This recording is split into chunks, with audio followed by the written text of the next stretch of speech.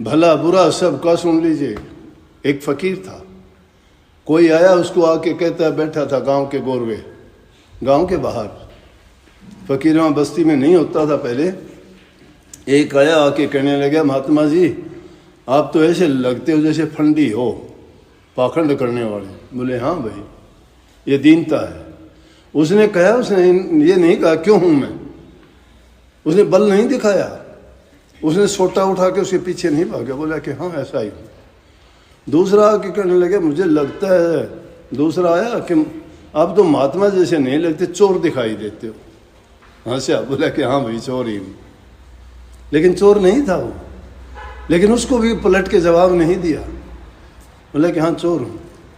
तीसरा कोई आया आके कहने लगा कि ऐसा लगता है तो गुस्ताख आदमी है, किसी लड़की या औरत के चक्कर में यहाँ बैठा हुआ है, यहाँ पन घटे साथ में, तो तेरी नज़र अच्छी नहीं है।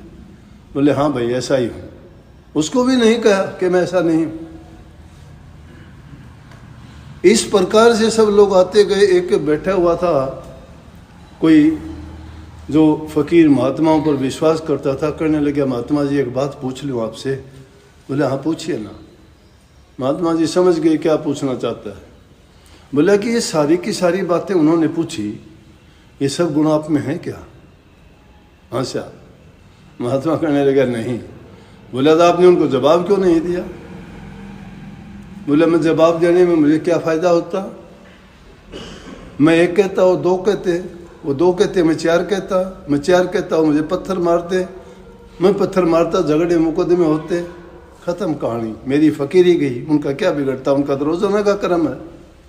ये फ़कीरी थोड़ी है मुझे कहेंगे लोग, वो मेरी परीक्षाएं हैं, वो मेरे सतगुरु दाता मालिक की मेरे लिए इस प्रकार की मेरी समय समय पर चेकिंग होती रहती है। वो मुझे चेक करते हैं कि कुछ इसमें थोड़ा बहुत अहंकार मिटा के नहीं मिटा, गरीबी आई कि नहीं आई। और फिर दूसरी चीज़ आपको मैं बताऊं, ये गुण मेरे अंदर नहीं, जिन इंसानों ने मेरे से ये बातें कही हैं उन्होंने अपने अपने गुण बताए। उन इंसानों का नज़रिया ऐसा है, जो चोर था उसको मैं चोर दिखाई देता था, डाकू को डाकू दिखाई देता था, जो इंसान बुरे कर्मों में था उसको बुरे कर्मों वाला दिखाई देता था, और पाखंडी को मैं पाखंडी दिखाई देता था। लेकिन मेरे अंदर भक्ति किसी को नज़र नहीं आई।